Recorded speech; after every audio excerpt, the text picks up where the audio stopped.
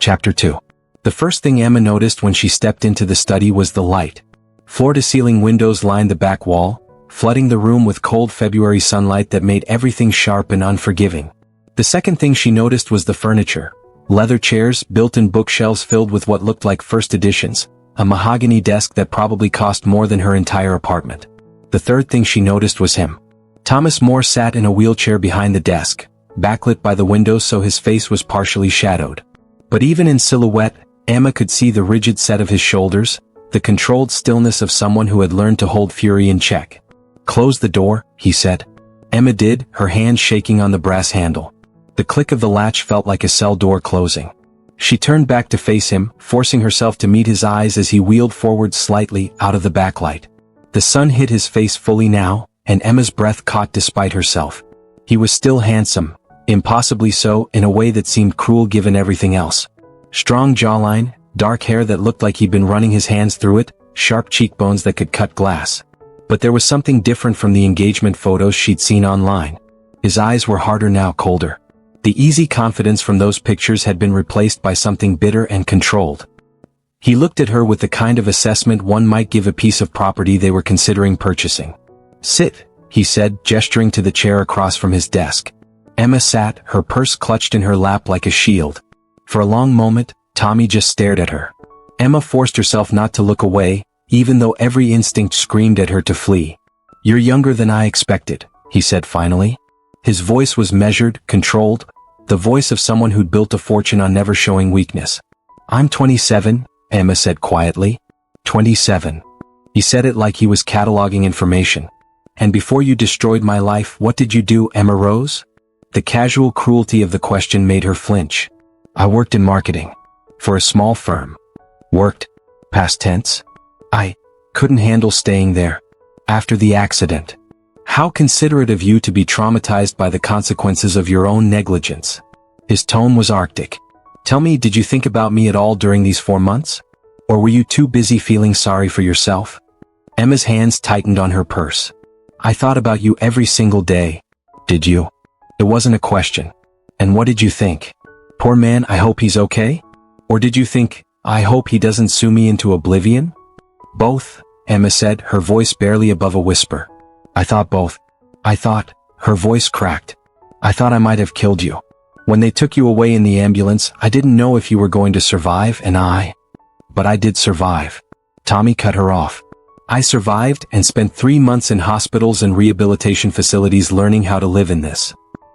If you're enjoying the story so far, don't forget to hit that subscribe button. It really helps the channel grow and lets me keep bringing you more amazing love stories. Alright, back to the story. Gestured sharply at the wheelchair. "Learning how to transfer myself from bed to chair. How to navigate a world that wasn't built for me anymore.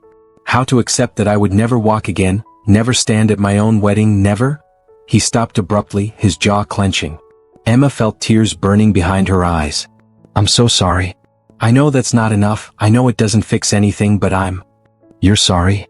Tommy's laugh was harsh. "You ran a red light while texting and destroyed my life and you're sorry. How generous." "It wasn't texting, it was..." Emma stopped herself. What difference did it make what the message was? She'd looked at her phone. She'd been distracted. She'd hit him.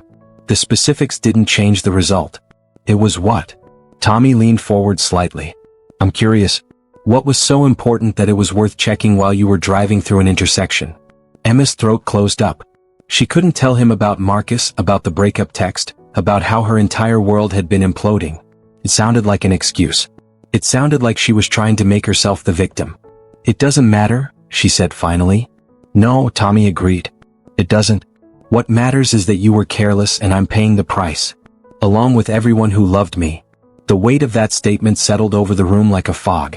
Emma thought about the engagement photos, about Vivian Ashford with her perfect smile and massive diamond ring. "Your fiancé," Emma said quietly. "I'm sorry Don't." The word came out like a whip crack. "Don't you dare talk about Vivian. You don't have the right." Emma nodded, looking down at her hands. The silence stretched out, heavy and suffocating. Outside the windows, Emma could see a pristine garden, bare trees waiting for spring that seemed impossibly far away. "My lawyer said you wanted to meet me before deciding," Tommy said finally. "So here I am. What did you want to know?" Emma looked up at him. There were so many questions, but they all seemed to boil down to one thing. Why marriage? Why not just the money? Why make it personal? Something flickered across Tommy's face. Pain, maybe, or rage, or both. Because money is easy. Money is just numbers. I wanted. He paused, seeming to wrestle with how much to reveal. Vivian left me because she couldn't handle being with someone broken. She said she loved me, but apparently that love had conditions. It required me to be whole. His voice had gone quieter, and somehow that was worse than the anger. I lost everything in that intersection, Emma Rose. My mobility. My independence. My future wife. The life I'd planned. He met her eyes, and the intensity in his gaze made her want to look away. You took all of that from me. So yes, I want you to give me something in return. Not money. A life. A marriage. Someone who can't leave just because things got difficult. But I'm a stranger, Emma said desperately. You don't know me. I don't know you. How is that supposed to? It's not supposed to be anything except what it is. A transaction. A debt paid. Tommy's expression hardened again. Let me be very clear about the terms. This would be a contracted marriage for 2 years. You would live here in this house. You would be my wife in public. Attend events with me, present a united front. In private, we maintain separate lives. Separate bedrooms. You help me manage my household and public appearances, and I drop all legal action against you. 2 years, Emma repeated. The timeline felt both impossibly long and strangely specific. 2 years. After that, we divorce quietly, you walk away with enough money to start over, and we never see each other again. Emma's mind was reeling. And if I refuse? Tommy pulled out a folder from his desk drawer and slid it across to her. Then we go to trial. These are the estimated damages my lawyers are prepared to pursue. The first page is medical expenses alone. Emma opened the folder with shaking hands. The numbers swam before her eyes. Hundreds of thousands. Millions when everything was added up. Medical care, future care needs, lost wages, pain and suffering, loss of consortium from his broken engagement. She would never pay this off. Never. Even if she worked for the rest of her life. This is... Emma couldn't finish the sentence. This is reality, Tommy said flatly. This is what you did. What it costs. Emma closed the folder, unable to look at the numbers anymore. Can I ask you something? What? Do you hate me? The question seemed to catch him off guard. His expression shifted, something complicated passing through his eyes. I don't know you well enough to hate you, he said finally. I hate what you did. I hate what my life has become. But you personally? He shrugged, a bitter gesture. You're just the person who happened to be driving the car. If it helps you sleep at night, I don't think you're evil. Just careless. Tragically, life-destroyingly careless. Emma nodded, blinking back tears. She wouldn't cry in front of him. She didn't have that right. I need time to think, she said. You have until Friday. That's 2 days. I know. Emma stood on shaky legs. Can I? Is it okay if I ask questions? If I think of them before then? Tommy studied her for a moment. You can call Helen, my house manager. She'll relay messages. Okay. Emma clutched her purse tighter. Thank you for meeting with me. Don't thank me, Tommy said coldly. This isn't a kindness. This is business. Emma walked to the door, her legs feeling like they might give out at any moment. Her hand was on the handle when Tommy's voice stopped her. Emma. She turned back. His expression was unreadable. That dress. It's a good color on you. Navy suits you. Emma blinked, completely thrown by the unexpected observation. Oh, thank you. Don't wear it to the wedding. If there is one. I can't stand the color navy anymore. It took Emma a second to understand. His engagement photos, he'd been wearing a navy suit in several of them. The color reminded him of what he'd lost. I won't, Emma said softly. She slipped out of the study and somehow made it down the hallway, past Helen who gave her a sympathetic look and out the front door. The February air hit her face like a slap, cold and sharp and real. Shayla was out of the car before Emma made it down the steps, pulling her into a tight embrace. What happened? Are you okay? Talk to me, Em. Emma buried her face in her friend's shoulder and finally let herself cry. They sat in Shayla's car with the heat running, Emma's tears gradually subsiding into hiccuping breaths while Shayla rubbed her back and muttered creative threats against Tommy Moore's character. He sounds like a complete asshole, Shayla said when Emma had finished explaining the meeting. He's angry, Emma said, her voice hoarse. And hurt.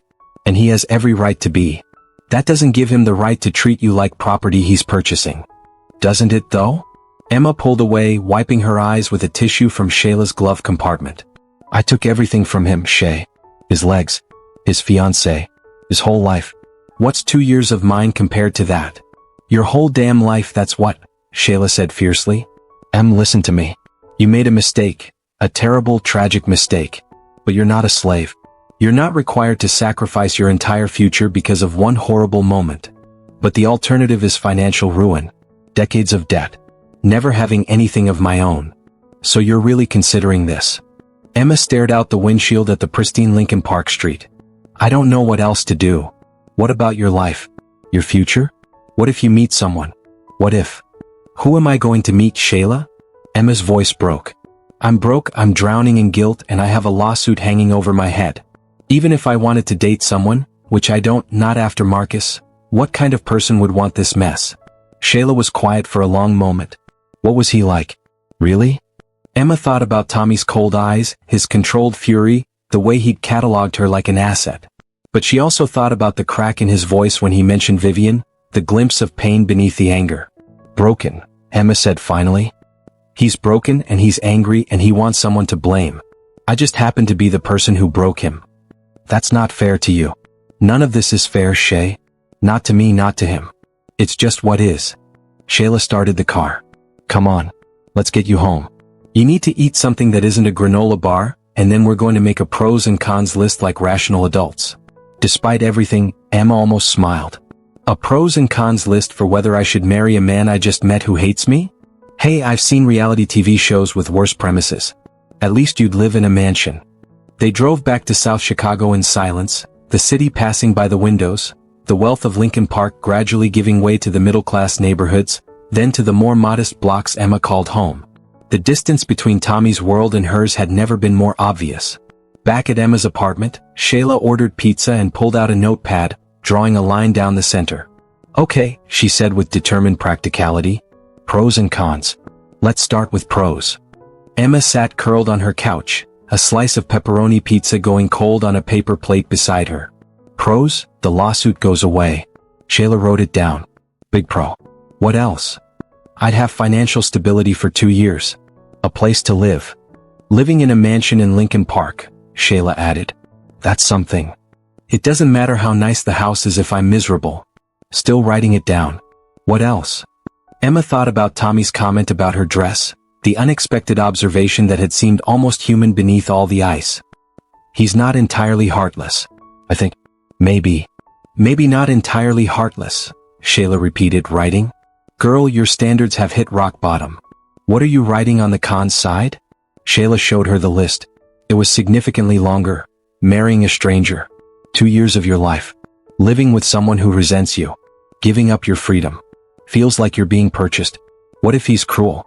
What if you hate it? What about your own life? Your own dreams? Emma stared at the list, her pizza forgotten. You still have dreams, Em? Shayla said softly. I know Marcus crushed them and I know this accident made everything worse. But you used to talk about starting your own consulting business. About traveling. About finding someone who really loved you. None of that happens if you lock yourself in a contract marriage with an angry billionaire. Those dreams feel like they belong to someone else, Emma said. Someone who existed before October. That person is gone. She's not gone. She's just scared and guilty and overwhelmed. But she's still in there. Emma looked at her best friend, fierce, loyal Shayla, who'd been there through every disaster, every heartbreak, every impossible moment. What would you do? If you were me? Shayla was quiet for a long time. Honestly? I don't know. Both choices seem impossible. But Em, if you do this, if you marry him, you need to do it with your eyes open. Not because you feel like you deserve to suffer. Not because you think you owe him your life. But because it's genuinely the best option for your future. Emma nodded slowly. I have until Friday. Then we have until Friday to figure this out. They spent the rest of the evening going over every angle, every possibility, every what if. By the time Shayla left at midnight, Emma was exhausted but no closer to a decision. She lay in bed, staring at the ceiling, her mind replaying the meeting with Tommy over and over. His cold eyes. His bitter words. The crack in his voice when he mentioned his lost future. You took everything from me. It was true. She had. And maybe Giving him 2 years of her life was the only way to balance that cosmic debt. Emma rolled over and looked at her phone. 12:47 a.m. Thursday morning now. Less than 48 hours until she had to give Margaret her answer. She opened her photos and scrolled back to October, to pictures from before the accident. There was one from the week before her almost wedding. Her and Marcus at a restaurant, his arm around her, both of them smiling. She looked happy. Naive. Like someone who thought she knew what her life would be. Emma deleted the photo. Then she opened a new text to the number Helen had given her 4 questions. This is Emma Rose. I need to know, if I agree to this, can I still work? Have my own career? She hit send before she could second guess herself. It was almost 1 a.m. She didn't expect a response until morning. Her phone buzzed 30 seconds later. This is Helen. Mr. Moore says you can work if you wish, as long as it doesn't interfere with your obligations as his wife. He's not a jailer. Emma stared at the message. Not a jailer. But he would be her husband. Her legal husband for 2 years. She typed back, what obligations exactly? Another quick response. Public appearances. Charity events. Family dinners. Approximately 2 to 3 events per month. You would need to present as a united couple. Pretend to be happily married. That's the agreement. Emma set the phone down and closed her eyes. She could do that. Attend events, smile for cameras, play the role of devoted wife while Tommy played the role of loving husband. It was just acting. Just a performance. 2 years of performing. 2 years of living with a man who saw her as the person who destroyed his life. 2 years of trying to pay off a debt that could never really be paid. Her phone buzzed again. This time the message was from a different number. Unknown. This is Tommy. Helen said you're asking about obligations. I want to be clear. This arrangement is exactly what I said. A transaction. I don't expect you to love me. I don't expect intimacy. I expect a wife in name and public appearance only. In private you have your own space, your own life. We can be cordial. Or we can avoid each other. Whatever you prefer. But I won't make you miserable. That's not the point of this. Emma read the message 3 times. There was something almost reassuring about the clinical nature of it. No pretense of romance. No false promises. Just clarity. She typed, what is the point of this? The response took longer this time. Emma watched the 3 dots appear and disappear several times before the message finally came through. Justice. Or the closest thing to it I can get. Emma understood that. She didn't like it, but she understood it. She set her phone on the nightstand and stared at the dark ceiling until eventually, somehow, sleep found her. When she woke Thursday morning, she knew what her answer would be. She just had to find the courage to say it out loud. Friday morning arrived with the kind of gray, bitter cold that made Chicago feel like a city carved from ice. Emma stood in Margaret Bradford's office at 9 a.m. sharp, Shayla beside her, her decision sitting heavy in her chest like a stone she'd swallowed whole. I'll do it, Emma said before she could lose her nerve. I'll marry him. Margaret nodded slowly, her expression carefully neutral. You're certain? Once we proceed with the contract negotiations, backing out becomes significantly more complicated. I'm certain. Emma wasn't, not really, but what choice did she have? The lawsuit documents were still burned into her memory, numbers that represented a lifetime of debt, a future where she'd never own anything, never build anything, never be free of what she'd done. Then I'll contact Mr. Moore's legal team and let them know you've accepted the terms.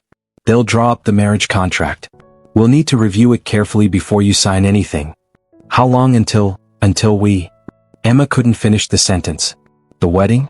Given that this is a contractual arrangement rather than a traditional marriage, I imagine they'll want to expedite the process. Likely within 2 weeks. 2 weeks. Emma's stomach churned. 2 weeks until she became Mrs. Thomas Moore, wife in name only to a man who saw her as payment for a debt. What happens now? Shayla asked, her voice tight with worry. Now we wait for the contract. Emma should prepare to move her belongings to Mr. Moore's residence. She'll also need to... Margaret paused, consulting her notes. According to the preliminary terms Mr. Moore's team outlined, Emma will need to attend a family dinner next week. His parents want to meet her before the wedding. Emma's eyes widened. His parents? I have to meet his parents? You're going to be their daughter-in-law, however unconventional the circumstances. It's in both parties' interest to maintain the appearance of a genuine relationship. The appearance. Everything about this would be appearance. Performance. A carefully constructed lie. Emma left the office feeling like she was walking underwater, everything muffled and surreal. Shayla drove her home in silence, and it wasn't until they were back in Emma's tiny apartment that her friend finally spoke. "You can still change your mind." "I can't, Shay." "Not really." "I know." Shayla pulled her into a hug. "But I needed to say it. One last time." She pulled back, gripping Emma's shoulders. "Okay. If you're doing this, then we're doing this right. You're not going into that mansion looking like a charity case. We're going shopping." "I can't afford." "You're about to be a billionaire's wife. You can afford whatever you need. Consider it an investment in the performance." Emma wanted to argue, but Shayla was already pulling out her phone, searching for boutiques. And maybe she was right. If Emma was going to pretend to be Tommy Moore's wife, she needed to look the part. The contract arrived Monday afternoon, 47 pages of legal language that Margaret spent 3 hours walking Emma through. The terms were exactly as Tommy had outlined. 2 years of marriage, cohabitation in his Lincoln Park residence, separate bedrooms, attendance at social and family events as needed, presentation as a united couple in public. In exchange, all legal action against Emma would be dropped immediately upon signing, and she would receive a monthly allowance for personal expenses, plus a lump sum payment of $500,000 upon completion of the 2-year term and the finalized divorce. There were clauses about confidentiality, about what would happen if either party violated the terms, about the division of assets if the marriage ended early. Everything clinical, transactional, businesslike. "This is ironclad," Margaret said. "Both ways. He can't sue you once you sign, but you also can't leave early without forfeiting the settlement payment and potentially facing breach of contract charges. So I'm locked in for 2 years no matter what. Unless he violates the terms first, harassment, abuse, anything that makes the living situation untenable. There are escape clauses. But barring that, yes. 2 years. Emma signed her name on the final page, her hand shaking so badly the signature looked like it belonged to someone else. "When's the wedding?" she asked. "Saturday. 10 days from now." 10 days. Emma had less than 2 weeks as Emma Rose, unmarried, independent, free. Then she would become Emma Moore, contracted wife, debt repayment, living ghost in a Lincoln Park mansion. The family dinner was scheduled for Wednesday evening at Tommy's parents' estate in Lake Forest, a sprawling property that made Tommy's brownstone look modest by comparison.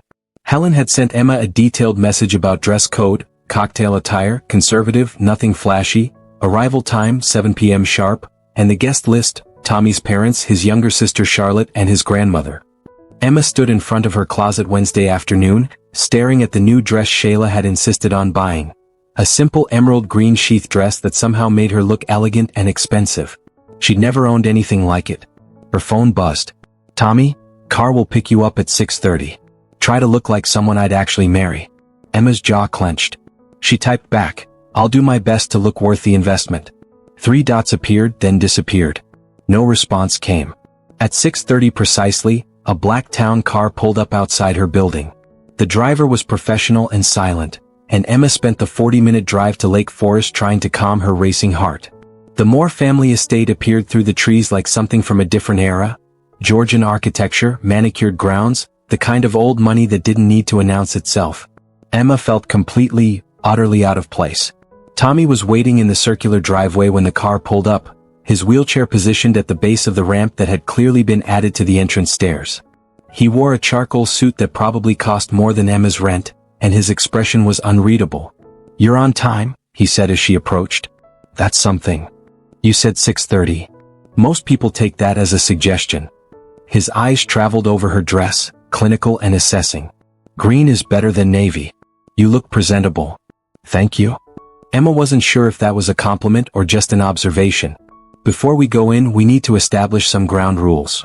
Tommy's voice was low, meant only for her. "My family doesn't know this is a contract marriage. As far as they're concerned, we met, fell in love quickly, and decided to marry. They think you're a marketing consultant I met at a charity event 6 weeks ago." 6 weeks. Emma's voice rose slightly. "They'll think we're crazy. They'll think we're in love. That's the story. Can you sell it?" Emma looked at him, at the hard set of his jaw, the guarded eyes, the man who saw her as a transaction. "Can you?" Something flickered across Tommy's face. "I built a billion-dollar company by convincing people to trust me with their money. I think I can pretend to be in love for an evening." "Right. Of course." Emma straightened her shoulders. "What do I need to know about them?" "My father, Richard, is a federal judge. Conservative, traditional, he'll interrogate you but he respects intelligence. My mother, Catherine, is on the board of half the cultural institutions in Chicago. She'll judge your manners and your fashion choices. My sister Charlotte is 23, finishing her MBA, and she's protective. She'll be suspicious. And my grandmother, Dorothy, is 86 and terrifyingly perceptive. She'll be the hardest to fool. So basically everyone will hate me. They won't hate you. They'll just wonder why I'm marrying someone so quickly after Vivian. Tommy's expression darkened. Which brings me to the most important rule: do not mention the accident. They know I was hit by a car. They know the driver is being handled through legal channels. They do not know the driver is you. Emma's stomach dropped. You didn't tell them? Why would I? It's complicated enough without adding that detail. As far as they know, the accident and our relationship are completely separate events. So I have to sit across from your parents and lie about how we met, lie about why we're getting married, and lie about the fact that I'm the reason you're in that wheelchair. Yes. Tommy met her eyes. Can you do it? Emma thought about the lawsuit documents, about the debt, about the 2 years she'd committed to. I don't have a choice. No, Tommy agreed. You don't. Shall we? He turned his wheelchair toward the entrance and Emma fell into step beside him, her heels clicking on the stone driveway. A butler opened the door before they reached it, actual butler like something from a period drama. The interior was as impressive as the exterior: marble floors, crystal chandeliers, artwork that belonged in museums. Emma felt like she was walking into a world where she didn't speak the language. Thomas? A woman's voice rang out, cultured and warm.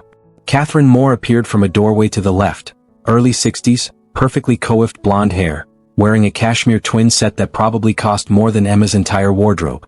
And this must be Emma. Oh, she's lovely. Before Emma could respond, Catherine had crossed the foyer and was embracing her, a brief, perfumed hug that felt both welcoming and assessing. Mrs. Moore, it's so nice to meet you, Emma said, her voice steadier than she felt. Catherine, please. We're going to be family. Catherine stepped back, her sharp eyes taking in every detail of Emma's appearance. That dress is beautiful. Emerald is definitely your color. Thank you. I wasn't sure what would be appropriate. You look perfect. Catherine linked her arm through Emma's. Come, everyone's in the drawing room. Richard is dying to meet you, and Charlotte has been pestering me with questions all week. Emma glanced back at Tommy, who was following behind them. His expression gave away nothing. The drawing room was exactly what Emma would have expected. Expensive furniture arranged in conversation groupings, a fireplace with an actual fire burning, oil paintings of what were probably more ancestors. 3 people stood as they entered. Richard Moore was tall, silver-haired, with the kind of commanding presence that probably served him well on the bench. Charlotte was striking, dark hair like Tommy's, sharp cheekbones, eyes that were currently fixed on Emma with undisguised curiosity. And in a wingback chair by the fire sat Dorothy Moore, white-haired, tiny, with eyes that missed absolutely nothing. Everyone, this is Emma Rose, Catherine announced. Emma, my husband Richard, our daughter Charlotte, and Tommy's grandmother, Dorothy. It's wonderful to meet you all, Emma said, channeling every lesson her mother had ever taught her about making good first impressions. Richard stepped forward, his handshake firm. Welcome, Emma.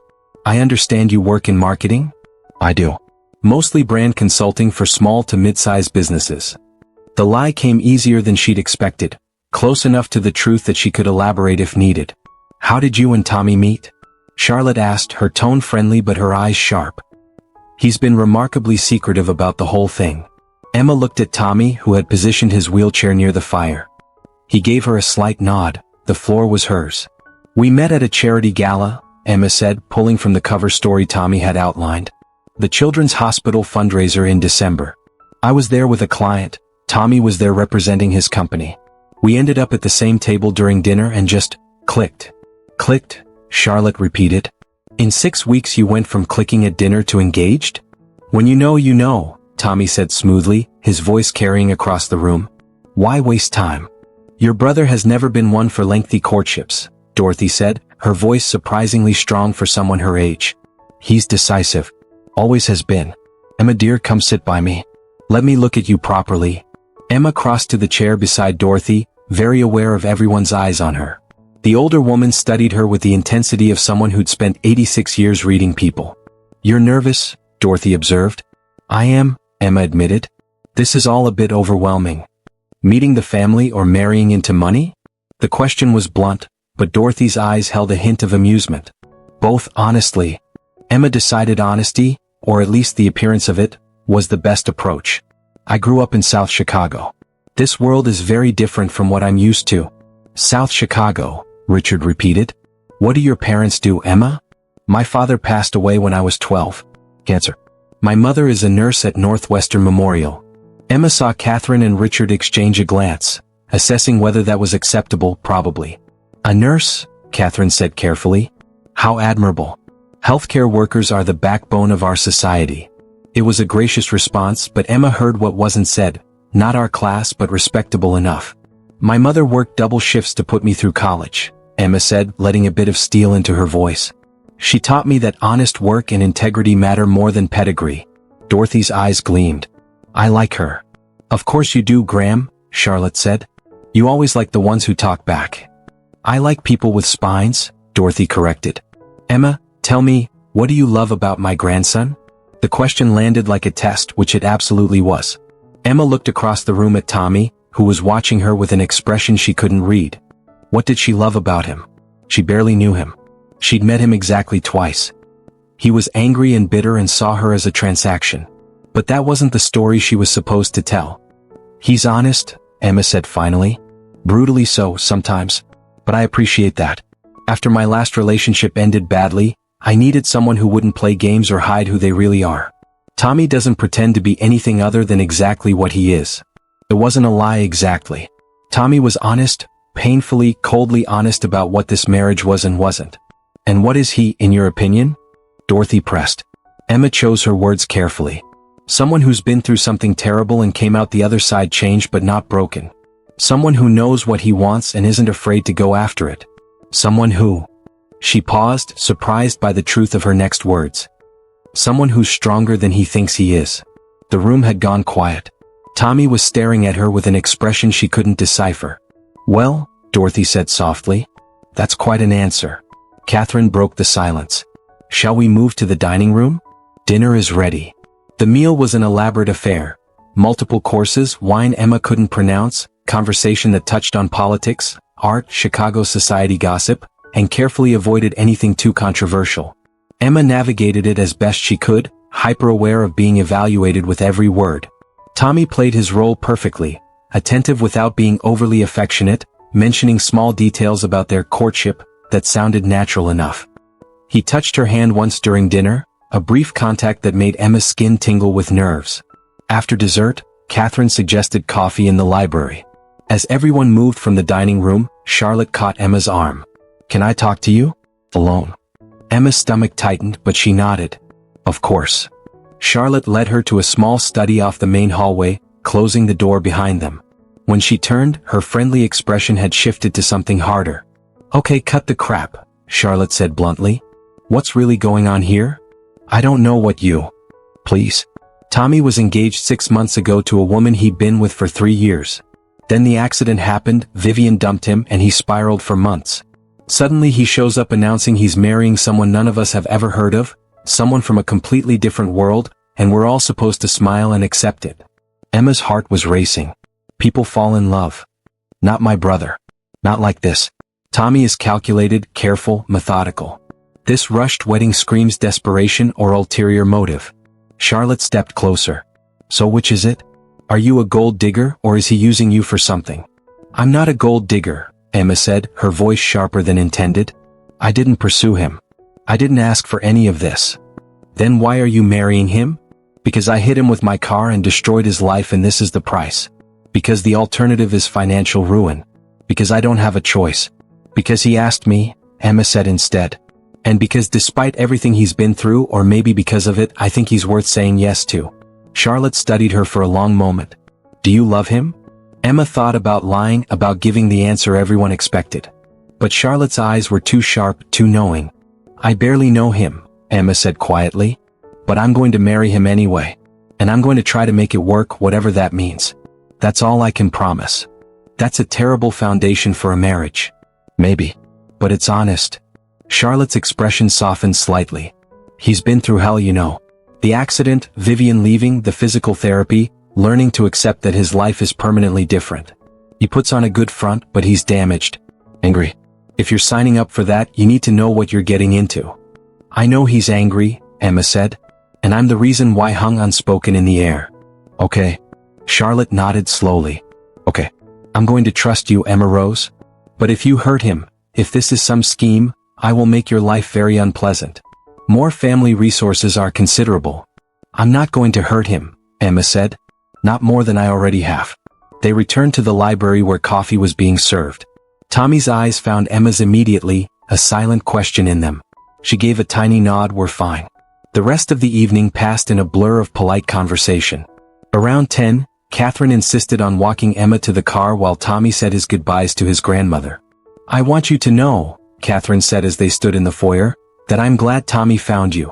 After Vivian, well, he needed someone who could see past the wheelchair, past the anger. Someone who could love him for who he is now, not who he used to be.